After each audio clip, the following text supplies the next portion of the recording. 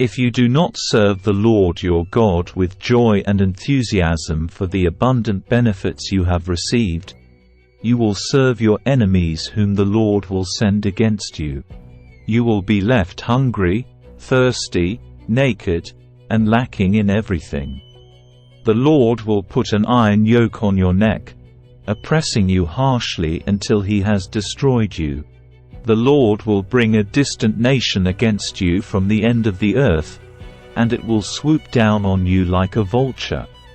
It is a nation whose language you do not understand, a fierce and heartless nation that shows no respect for the old and no pity for the young. Its armies will devour your livestock and crops, and you will be destroyed.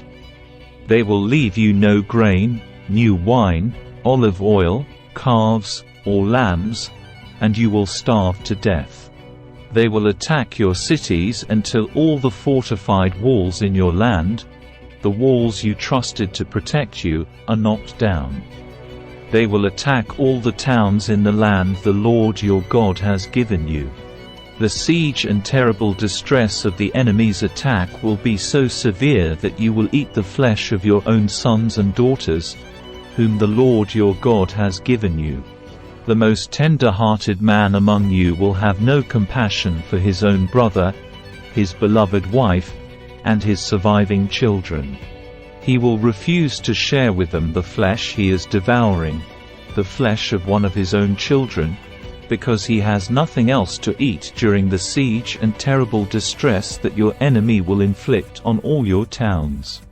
The most tender and delicate woman among you, so delicate she would not so much as touch the ground with her foot, will be selfish towards the husband she loves and towards her own son or daughter.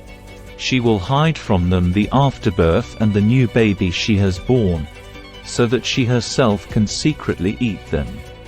She will have nothing else to eat during the siege and terrible distress that your enemy will inflict on all your towns.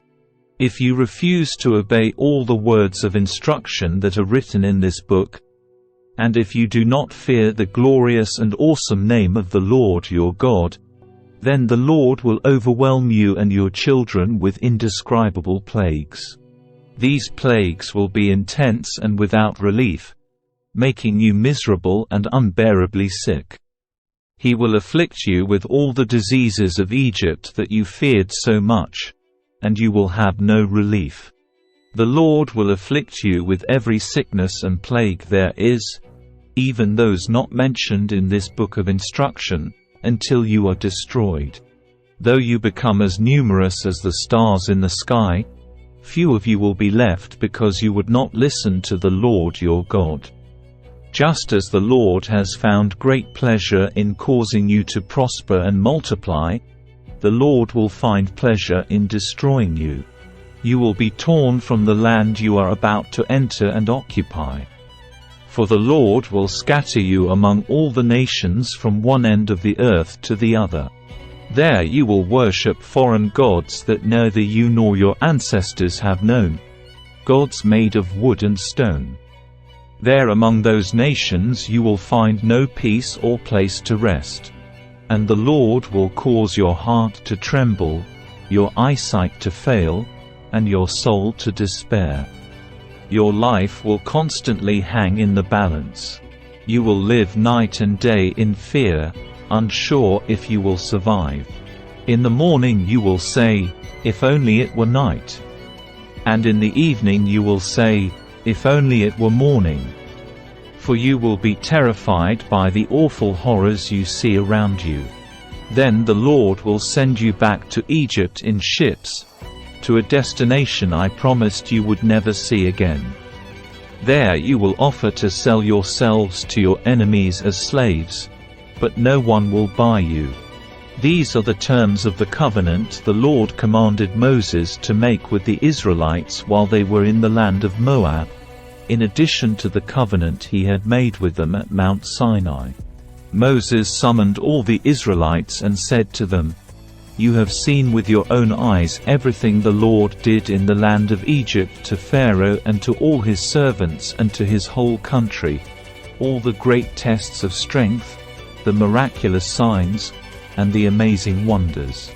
But to this day the Lord has not given you minds that understand, nor eyes that see, nor ears that hear. For 40 years I led you through the wilderness, yet your clothes and sandals did not wear out. You ate no bread and drank no wine or other alcoholic drink, but He provided for you so you would know that He is the Lord your God. When we came here, King Sihon of Heshbon and King Og of Bashan came out to fight against us, but we defeated them. We took their land and gave it to the tribes of Reuben and Gad and to the half-tribe of Manasseh as the grant of land. Therefore, obey the terms of this covenant so that you will prosper in everything you do. All of you, tribal leaders, elders, officers, all the men of Israel, are standing today in the presence of the Lord your God. Your little ones and your wives are with you, as well as the foreigners living among you who chop your wood and carry your water. You are standing here today to enter into the covenant of the Lord your God. The Lord is making this covenant, including the curses. By entering into the covenant today, He will establish you as His people and confirm that He is your God, just as He promised you and as He swore to your ancestors Abraham, Isaac, and Jacob. But you are not the only ones with whom I am making this covenant with its curses. I am making this covenant both with you who stand here today in the presence of the Lord our God, and also with the future generations who are not standing here today. You remember how we lived in the land of Egypt and how we traveled through the lands of enemy nations as we left. You have seen their detestable practices and their idols made of wood, stone, silver, and gold. I am making this covenant with you so that no one among you, no man, woman, clan, or tribe, will turn away from the Lord our God to worship these gods of other nations, and so that no root among you bears bitter and poisonous fruit.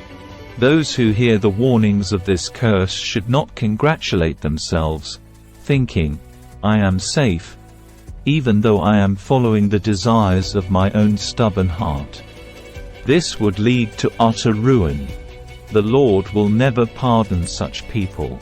Instead, His anger and jealousy will burn against them. All the curses written in this book will come down on them, and the Lord will erase their names from under heaven. The Lord will separate them from all the tribes of Israel, to pour out on them all the curses of the covenant recorded in this book of instruction. Then the generations to come, both your own descendants and the foreigners who come from distant lands, will see the devastation of the land and the diseases the Lord inflicts on it. They will exclaim, "The whole land is devastated by sulfur and salt. It is a wasteland with nothing planted and nothing growing, not even a blade of grass. It is like the cities of Sodom and Gomorrah, Admah and Zeboim, which the Lord destroyed in His intense anger." And all the surrounding nations will ask, "Why has the Lord done this to this land? Why was He so angry?" And the answer will be, "This happened because the people of the land abandoned the covenant that the Lord, the God of their ancestors, made with them when He brought them out of the land of Egypt. Instead, they turned away to serve and worship gods they had not known before, gods that were not from the Lord. That is why the Lord's anger has burned against this land, bringing down on it every curse recorded in this book. In great anger and fury, the Lord uprooted His people from their land and banished them to another land, where they still live today. The Lord our God has secrets known to no one. We are not accountable for them, but we and our children are accountable forever for all that He has revealed to us, so that we may obey all the terms of these instructions.